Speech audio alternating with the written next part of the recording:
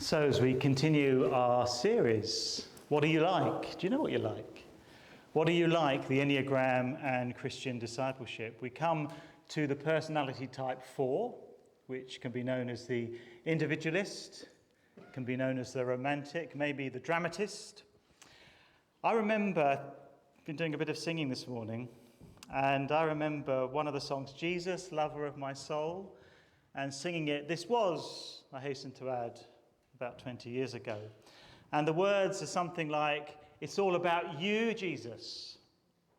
All this is for you. It's not about me.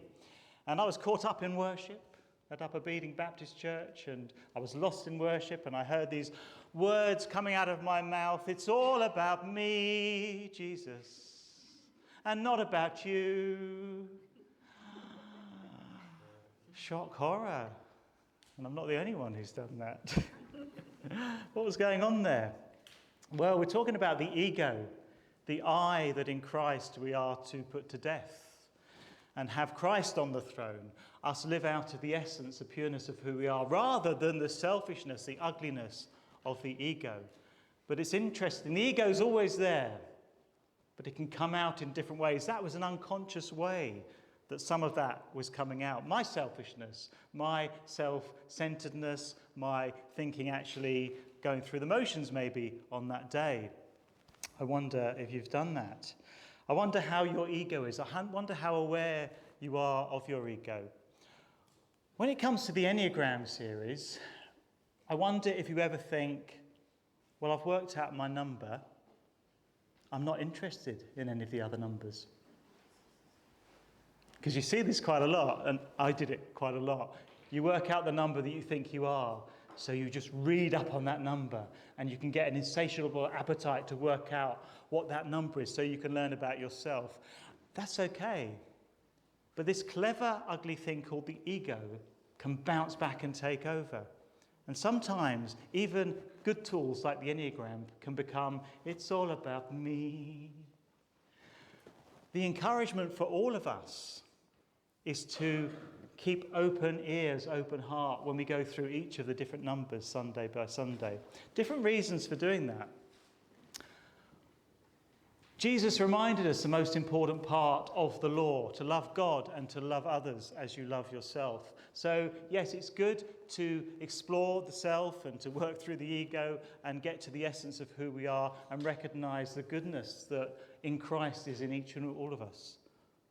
But also part of self-awareness, part of discipleship, part of becoming more like Christ is learning to love others more deeply. And by learning about different personalities, this is one of the ways we can love other people. Because you might not be another number, but for sure somebody in your family will be, or somebody you work with, or somebody in your neighbourhood, one of your friends. And as we learn to love other people in church more, it is great to get an understanding of all different 9 personality types. Because if you're like me, when something happens in life, or you're doing something, you see it and you think, why can't other people see it like that? Am I the only one, a bit like Elijah actually, am I the only one who can see this? Well, actually, you see it like that because that is your personality type. None of us have a monopoly on the truth. Other people will see things in different ways. And by listening, talking, growing, learning, praying with each other, maybe we can get a clearer picture of what is really going on in life. So other people learning to understand where they're coming from. Also, you might be wrong about your personality type. And this is somebody who's got it wrong at least 6 times. And if I'm honest, I'm still working through some of that. So you could be wrong. The other reason it's good to learn other personality types is because of the simplicity but complexity of the Enneagram. Each number has a connection with other numbers. So we go to take on some of the characteristics of different numbers when we're under stress or when we're in health. And we also have the things, don't tune out, we're not going to go into depth in this, but we have wings. Whatever number you are, you're influenced by the numbers on either side. So for the 1, they're influenced by the 9 and the 2. So it's good to be open. And also, all the things we are touching on as we look at the Enneagram and we look at the Bible with the Enneagram in mind, is that we're touching on things that apply to all of us. We all have part of each number in us. But when we talk about things like envy and pride and anger and humility and generosity, it applies to all of us. So what about the 4? Who in the Bible might display some 4-like characteristics? Well, I was thinking about this over the last week or so, and one of the prophets, Elijah, came to mind. And he's become known since as the drama prophet. And let's face it, the other prophets have a lot of drama as well. So what is it about him that makes him seem so dramatic and stand out in this way? Was he a 4? Do you know? Was he a 4? I haven't got a clue. Because the only person who can work out their number is the person themselves. That's why we don't tell other people what their number is. Because only you know your inner motivations and drives. Or you can, because you're probably unconscious a lot of them already. But only you can work out what's really going on and what is driving all of that. He might have been a 4. As we look at the story today, I think he shows some of those individualistic, dramatic, romantic traits.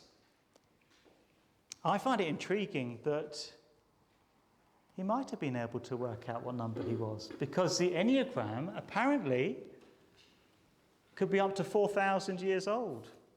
So his story is nearly 3,000 years old, and maybe the Enneagram was known in those parts. Since then, it's been developed by the early church, the Desert Fathers and Mothers, and also it is in development now. That's the exciting thing. It continues to be in development. But what makes me think Elijah might have been a type 4? Look at the time when he was prophesying. And this was over 800 years before Christ. It was after King David. King David was the one who brought the kingdom of Israel together as one. Solomon, his son, started to go off the tracks a little bit. And then when Solomon died, the kingdom divided into 2. We had Israel in the north and Judah in the south. And Israel was going further and further away from God. Ahab was the king at the time, and he was the worst one yet. He married Jezebel, and Jezebel was a foreign princess who had foreign gods, the Baals, and Ahab started following the foreign gods and ignoring the God of Israel, Yahweh. And the nation was going further and further downhill. So Elijah was called by God, and Elijah proclaimed that because of all of this, there will be no rain in this land until I say, God's spokesperson, until I say there will be no rain. He then goes off to the east of Jordan, gets away because he knows his life will be under threat. That is a little bit of a trait of the type 4. That they often go off and hide, go off and get away on their own somewhere. In this case, it was God telling him to go. When he comes back, he wants this kind of showdown with the king Ahab. And you can feel the drama building in this story. So Ahab and Jezebel have been authorizing the killing of the prophets of Israel, the real prophets of Israel. And Elijah invites them for this confrontation. You gather your 850 prophets or so. I'll meet them on Mount Carmel and we'll have the showdown. Get all of Israel to come and watch it as well. In Israel, you watch what happens. Don't choose that God, that God. Don't be so indecisive. You see this and you choose drama building. They meet on the top of the mountain and Elijah says, right, you lot, you build the first altar, and you put your bull on there as a sacrifice, and you call on your God, and we'll see what happens. So all these prophets from Baal, they start to, come on, do your thing, bring down fire. Not those words exactly. Nothing happens, bit embarrassing. As the day goes on, nothing happens. They start to slash themselves with swords, getting up into a frenzy.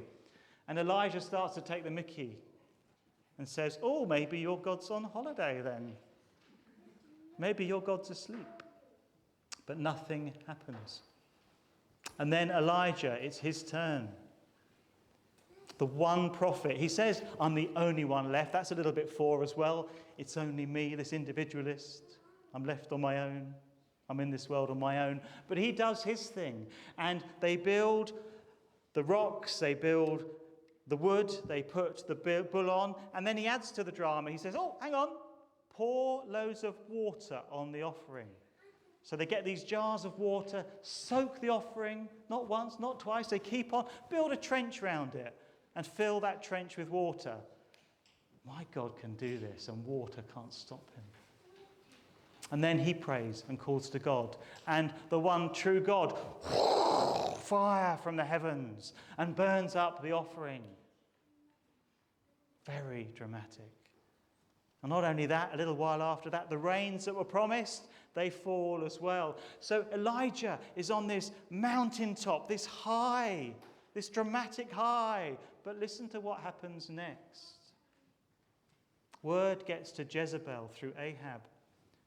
And she sends a message out. You are not going to be alive this time tomorrow. And after this dramatic high, Elijah, what does he do? He stands up and no, he cowers in fear of his life and runs into the desert to get away.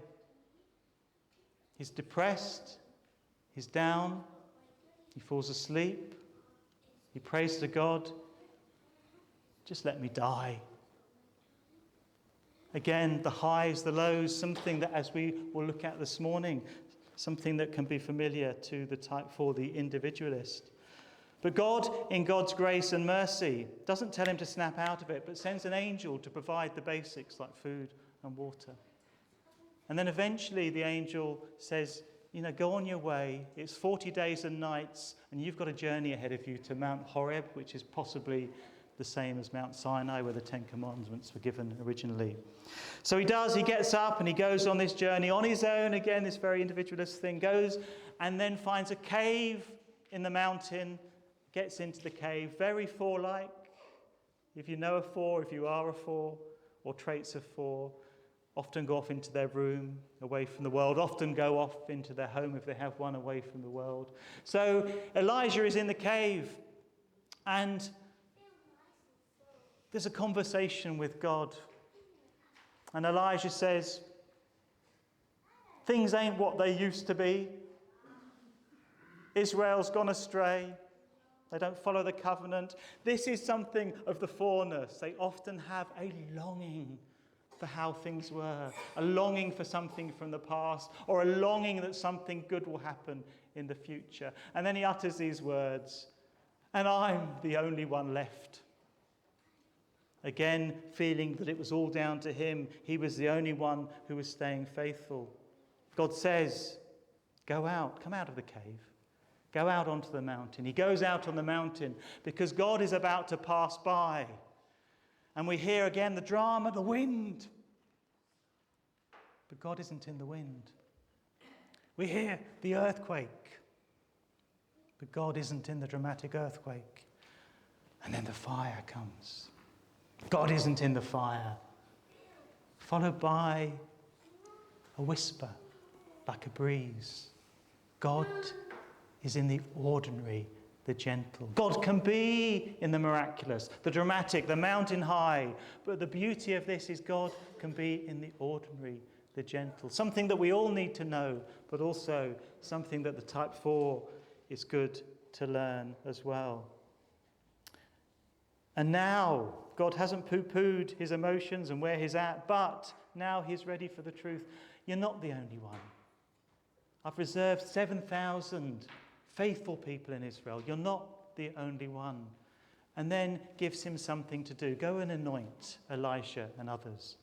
And he comes out of that dark place and gets on with life. Again, traits of the individualist, the dramatic. What else about this type personality? Well, They're part of what's known as the feeling triad. On this diagram, you have the head centers, you have the gut centers, and this is part of the heart triad. We've already seen the 2s and the 3s. And for the 4s, the 2s look out there at other people's emotions on the whole. The 3s, the achiever, they don't want emotions to get in the way, so they suppress their emotions. And for the 4s, rather than out there, it's a focus on all these emotions that are going around internally. 4s don't have feelings. They are feelings. The whole range of emotions. And this focus on something has been lost in their lives. Maybe a sense of an abandonment in the past by a parent, by both parents. Something went wrong. This sense of lost paradise. And also this nagging, painful doubt inside that they might have been the cause of this abandonment, either real or imagined abandonment. Maybe there was something about me that caused it. And there's something in me maybe that is lacking. So you can see why there's this swing between needing to be, wanting to be special, the individualist, but swaying between actually it's because I'm lacking in life. We've been looking at the passions, the deadly sins, the vice of each of the numbers. For 1, it was anger. For 2, it was pride. For 3, it was deceit. For the 4, this particular thing that they struggle with, we all have to some extent, but the particular thing is envy. A real envy, different to jealousy. It's not, I've got this and I'm clinging on to it and you're not having it. Or, give me that.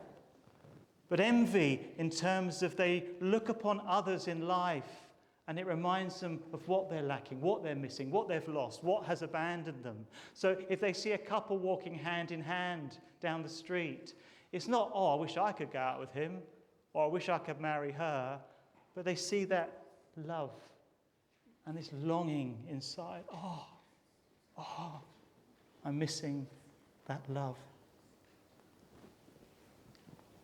They tend to long for the ideal partner in life. If only I had that person. If only I had this, it would make me whole.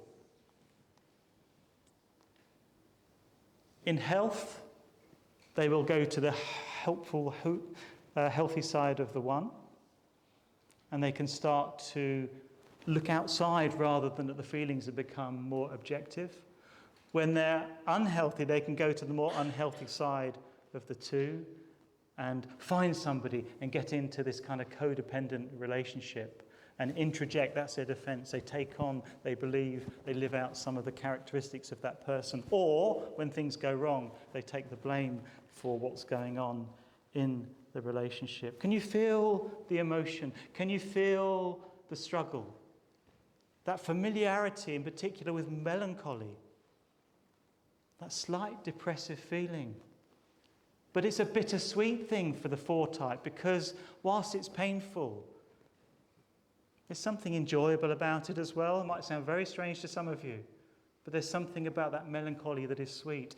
If it gets really unhealthy, then it can turn into clinical depression. And maybe we're all prone to clinical depression, but maybe 4s can be more prone to that. And we see that in Elijah. Take my life. We can see that in him as well. How is it good to be with somebody who is a 4? It's very tempting to tell them to snap out of it. Just come out of your room. Stop being so miserable. And the thing is with the 4, because their emotions change so quickly, 1 minute they can be happy, they can go upstairs and come back into the living room, and their emotions have changed. You and I, it might take a long time, a week, a year for our emotions, but for theirs, they live every emotion really quickly in one day, often. And it's hard to live with that if you're married to or have a family member or a friend who is that. And it's tempting to say, pull yourself together. You've got a lot of things. Let's take a note from God in this. He doesn't rush to action. The angel is sent to be with, and the 4 longs for somebody to be with, not to repeat that sense of abandonment. Leave me alone because of my suffering. I don't want that. Be alongside, be with, but don't tell me to snap out of it. It's good to be like God in terms of listening, that conversation in the cave. What's this about? What's going on for you? Rather than coming to quick solutions. There's an interesting thing that goes on in relationships, though. So again, listen up in case one of your children or friends or your partner might be like this. Insecurity, when somebody who is type 4 finds somebody they love and the relationship is going well, in health they go to the 1, the perfectionist, the reformer. Things are going well, but it starts to remind them of that fear of abandonment. What if they leave me? And because of that, it's a little bit like a rubber band. They start to back off because I can't go through that pain. So they pull away, they back off, they retreat. So what do you do in response to that? Well, some people are tempted to chase after them. No, I love you, I love you. And what does that do? That makes them even more scared, so they back off even further. Others in relationship with a 4, they will do the other thing. They will abandon them. I'm not having this. And it repeats that deepest fear. So what we need to do with people like this in that position is to be constant. Think about how God was Elijah's rock. Didn't rush to sorting things out, but God was there. God was alongside. God was with. And that is the best we can do actually to anybody who was going through difficult times. But especially with the type 4, to be with and not try and bring solution to or tell them to snap out of it. Because this is the very essence of who they are. When they get to health, when they move to health, it doesn't mean all their emotions go. But actually, again, self-awareness, they start to recognize the highs and the lows and not swayed so much by that, by envy, by longing, but taking some choice about the path that they go on. So be constant, be a rock. There is so much beauty to type 4 personalities because of their depth. They also see, as well as the full range of emotions, the beauty in life. They can see beauty where some of us, it would go above our heads. They can be very successful, but get this, they don't just want any kind of success. They want a unique type of success. Though for the 3-type personality, the achiever, any success will do, as long as I look good in the eyes of everybody. But this has to be a different style of success, and maybe noticed by the few people I really care for. In careers, you can see why many will be actors, actresses, poets, musicians, dancers. They make particularly good counsellors as well, because they are used to working at depth and the pain doesn't scare them. So they can be alongside people and explore the pain without it frightening them to death. I love the example in Ian Cron's book. And this really resonates with me because, believe me, I have taken a lot of animals over the years to the vets when they have to be put down. It's a horrible, horrible, horrible time. But Ian Cron says that if you need a friend to go with you, 4s are fantastic, because they can be alongside you in that consultation room, and it is the worst. But they'll be alongside you in your pain without trying to offer quick solutions. He says, don't take a 2 with you, because what they'll do is they'll bring around a casserole, and then the next day they'll bring you a puppy. That's a bit harsh on 2s, because actually, interestingly, the 2s in health go to 4 and work at that depth as well. But 4s are particularly good at that.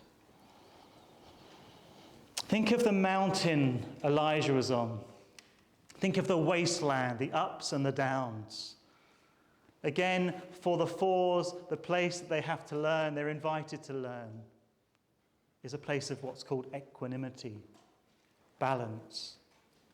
Feeling all this stuff, but actually not falling into despair and not going off the path because of all this stuff going round inside. What about Jesus and this type 4 personality? As we've already learnt, Jesus wasn't one number in particular. He, in his holiness and glory, is the healthy side of every number because he was and is the perfect person, because he represents the perfect holy God. He wasn't averse to drama. Just think about Palm Sunday, coming in on the donkey, all the palm leaves, all the people. If they weren't singing out, then the rocks would. Think about many of his stories containing drama, about this son who wanders off and spends all the money and then comes back and the dad hugs him and throws a big party. He wasn't averse to drama, but it comes from a healthy place. He wasn't averse to doing what the 4 type does a lot, retreating to be on their own, away from the demands of people and life. He would go off, wouldn't he, to spend time alone with his Father. He also knew loss. He knew abandonment, like the 4. So if you might be a 4, or that 4ness you have in you that struggled with loss and abandonment, Jesus knows what it's like. His family turned their backs on him at one stage. The disciples left him. And even on the cross, what did he say? My God, why have you forsaken me? Jesus can relate to that sense of loss and abandonment. Yet, because he did not have those ego issues, he lived out of his essence. It did not put him off the path for which he was called to walk along. Let's draw this together. What can we learn, whatever number we are, from all of this? Well, maybe if we're not a 4, we can learn to have compassion for people with that 4 type personality. Some numbers really struggle with the 4s often. The 7, for example, which we're going to get to in a few weeks' time, the enthusiast. And it's almost like they are good with the up emotions in life, joy and pleasure-seeking and fun, because that's part of their defence. Whereas the 4s are more melancholy and the deeper emotions. So it's almost like, I don't get you. I do not get the way you see life. And you really wind me up with your bubbliness. Well, you wind me up with all that downness. Funnily enough, they both need to learn from each other. So in all of this, let's learn from each other. And what about God? What do we learn from God? Well, he is, as we sung before the sermon, the ultimate rock. And he is a God of the miraculous. But as you and I know, often it is more about being God of the ordinary. The whisper rather than the earthquake and the fire and the wind. And us getting that balance in life and that deep trust, whatever the circumstances in life. Type 4, because they feel they might have caused the abandonment or something's missing, they struggle in particular with shame. Not about what they've done, that's guilt. That's a guilt thing that we all struggle with. But shame is about who you are at core. And what we learn from God is that we were all created to be his children. There is no reason for shame. In essence, you are beautiful. At heart, you are beautiful. At heart, you have been created in the image of God. So no need for shame.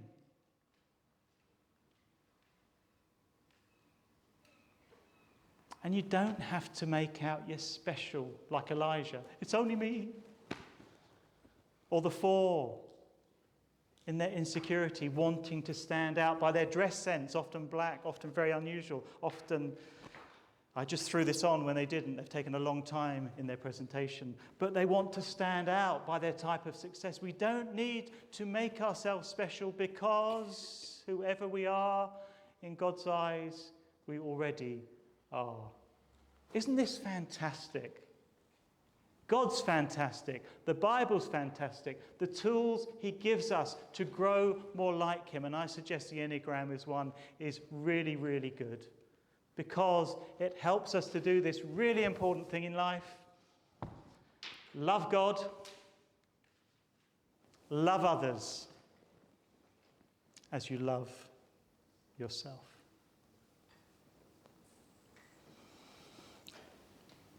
How you doing?